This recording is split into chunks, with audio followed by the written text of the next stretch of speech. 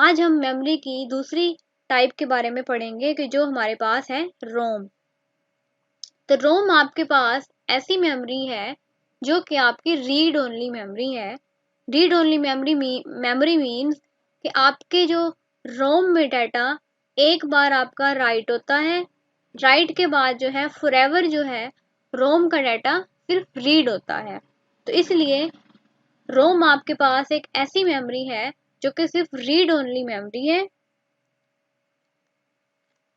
और read only memory के साथ साथ जो है, क्योंकि आपकी जो रोम है वो सिर्फ एक बार राइट होती है, तो उसके बाद आपका जो डाटा होता है रोम में, आपका जो डाटा है वो परमानेंटली स्टोर होता है। तो इट मीन्स आपकी जो रोम है ये इसका डाटा जो है, अगर आपने कंप्यूटर को शट डाउन कर दिया है तो शट डाउन करने के बाद भी आपके रोम में जो है वो डाटा स्टोर ही रहता है।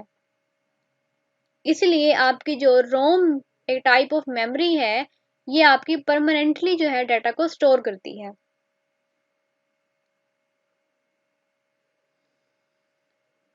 अब क्योंकि आपकी जो रोम मेमोरी है इसमें आपका डाटा सिर्फ वंस राइट होता है, तो इसलिए इसके अंदर जो है हम सबसे ज़्यादा जो इम्पोर्टेंट इंस्ट्रक्शंस होती हैं हम वही स्टोर करते हैं।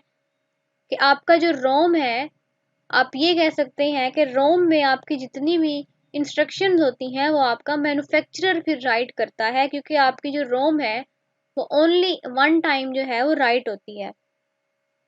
तो इसीलिए instructions in ROM are written by the manufacturer. Manufacturer जो है सबसे ज़्यादा जो इम्पोर्टेंट इंस्ट्रक्शंस हैं वो आपके रोम में जो है वो राइट करता है।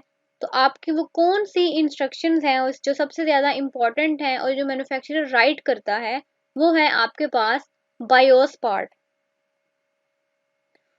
बायोस हमारे पास है basic input and output system. और जो बायोस पार्ट है ये एक्चुअली में आपके ऑपरेटिंग सिस्टम का पार्ट होता है। ऑपरेटिंग सिस्टम की जो सबसे ज़्यादा इम्पोर्टेंट इंस्ट्रक्शंस होती हैं, या आप ये कह सकते हैं कि आपका जो बायोस पार्ट है ये एक ऐसा आपका सेट ऑफ इंस्ट्रक्शंस हैं जो आपके ऑपरेटिंग सिस्टम को लोड करती हैं। अब बायोस की वर्किंग क्या है कि जब आप कंप्यूटर को ऑन करते हैं, तो जब आप उसको टर्न ऑन करते हैं तो सबसे पहले आपका बायोस पार्ट जो है वो लोड होता है आपकी रैम में। रैम में जब वो लोड होता है तो आपके जितने भी आपके कंप्यूटर के कंपोनेंट्स हैं जो आपके मदरबोर्ड के ऊपर लगे हुए हैं, इलेक्ट्रिकल कंपोनेंट्स और जो आपके फिजिकल कंपोनेंट्स हैं, तो ये उनके वर्किंग स्टेटस को चेक करता है कि आपके जितने भी कंप्यूटर कंपोनेंट्स हैं वो प्रॉपरली कनेक्टेड हैं और प्रॉपरली जो है वो वर्क कर रहे हैं। तो बायोस पार्ट जो है आपकी वर्किंग स्टेटस को चेक करता है आपके जितने भी कंपोनेंट्स हैं। अगर आपके सारे के सारे कंपोनेंट्स जो हैं, इलेक्ट्रिकल कंपोनेंट्स प्लस जो आपके फिजिकल कंपोनेंट्स हैं, वो प्रॉपरली कनेक्टेड हैं और प्रॉपरली जो है वर्किंग स्टेट में है, तो आपका जो बायोस है इसका सेकंड पार्ट होता है कि आपका जो ऑपरेटिंग सिस्टम है ये उसको लोड कर देता है मेन मेमोरी में। तो ये आपके पास जो है रीड ओनली मेमोरी का वर्क है, जो कि आपके पास परमानेंटली स्टोरेज प्रोवाइड करती है रीड ओनली मेमोरी। अब हमारे पास रोम की फर्दर टाइप्स हैं। नंबर 1 है आपके पास P ROM, programmable read only memory. पहली टाइप है हमारे पास रोम की programmable read only memory. It is a type of memory that can be programmed once after it is created. आपकी जो पी रोम है ये स्टार्ट में जो है वो ब्लैंक होती है, इम्पटी होती है। उस इम्पटी पी रोम को आपका मैन्युफैक्चरर जो है वो राइट करता है वंस, जब आपकी क्रिएट होती है पी रोम। उस वंस राइट के बाद आपका जो डाटा है वो पी रोम में जो है वो परमानेंटली स्टोर रहता है। कि आपका जो डाटा वंस राइट हो गया, उसके बाद जो है पी रोम में आप डाटा को डिलीट नहीं कर सकते। तो हमारे पास जो रोम की पहली टाइप है वो आपके पास पी रोम है, जो आपकी इनिशियली ब्लैंक होती है, मैन्युफैक्चरर इसमें वंस जो डाटा है उसको राइट कर देता है जब आपकी पी रोम क्रिएट होती है। उसके बाद जो है आपका पी रोम में जो डाटा है वो परमानेंटली स्टोर हो जाता है और उस डाटा को जो है आप डिलीट नहीं कर सकते। हमारे पास जो रोम की दूसरी टाइप है वो है EP ROM, erasable programmable read only memory. ये आपकी अपडेटेड है पी रोम से कि पी रोम में जो आपका डाटा वंस राइट हो गया तो राइट होने के बाद जो है आप उसको डिलीट नहीं कर सकते। कि अगर आपके पी रोम में राइटिंग करते हुए कोई एरर आ गया है तो आपका जो एरर है उसको आप डिलीट नहीं कर सकते, तो आपकी जो पी रोम होती है वो अनस्टेबल हो जाती है, अवेलेबल नहीं होती फिर यूज़ के लिए।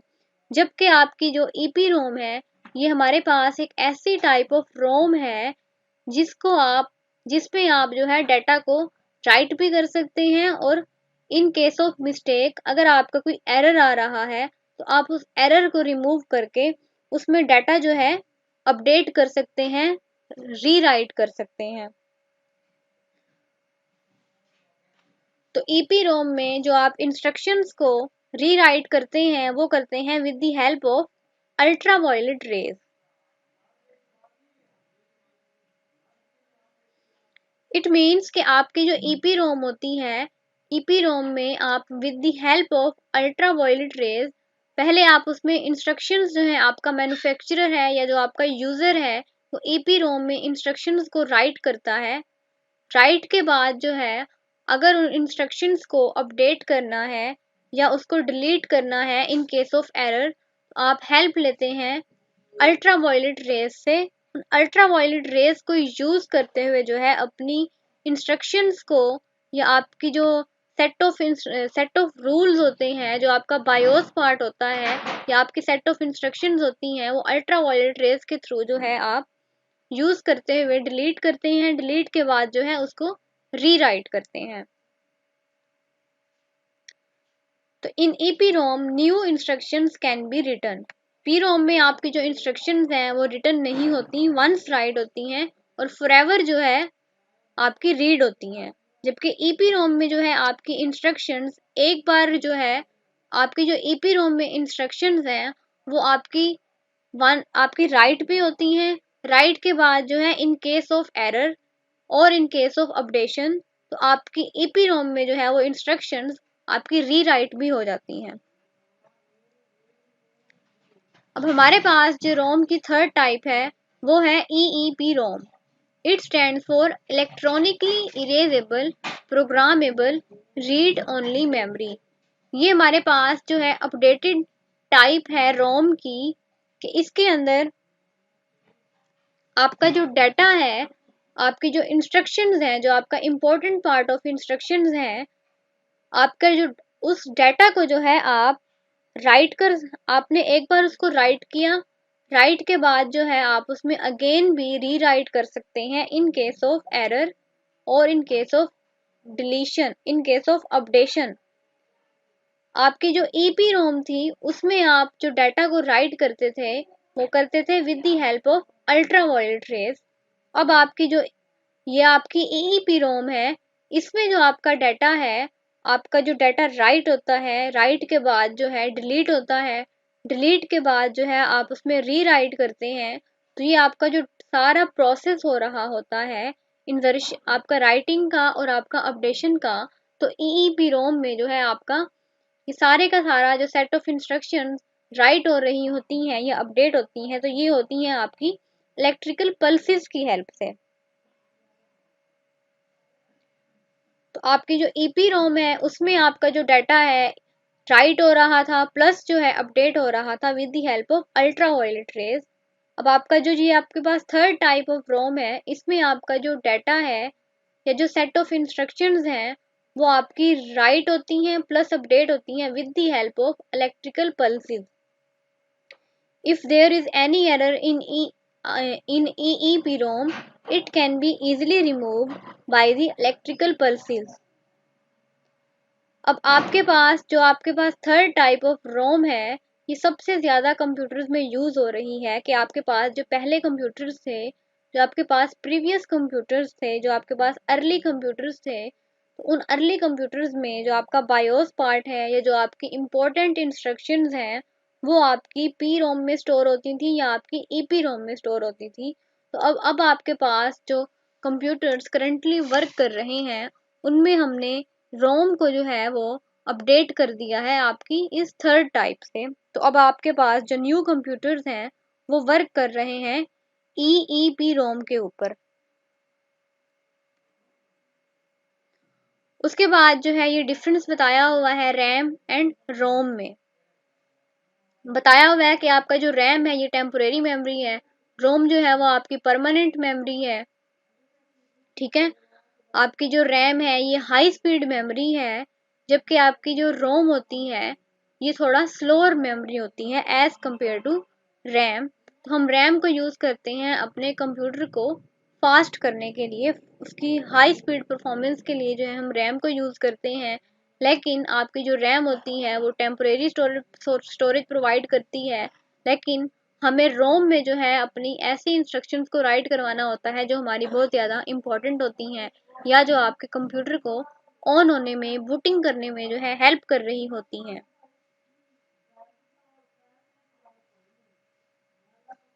आपकी जो रैम होती है वो साइज में जो है वो लार्ज होती है as compare to ROM. The data store is easily accessible in RAM and the data store is not as easily accessible as in RAM। आपके जो रोम में डाटा होता है वो आपका सीपीयू जो है उसको डायरेक्टली एक्सेस नहीं कर सकता अनटिल आपका जो डाटा है वो आपके मेन मेमोरी में आकर लोड होता है।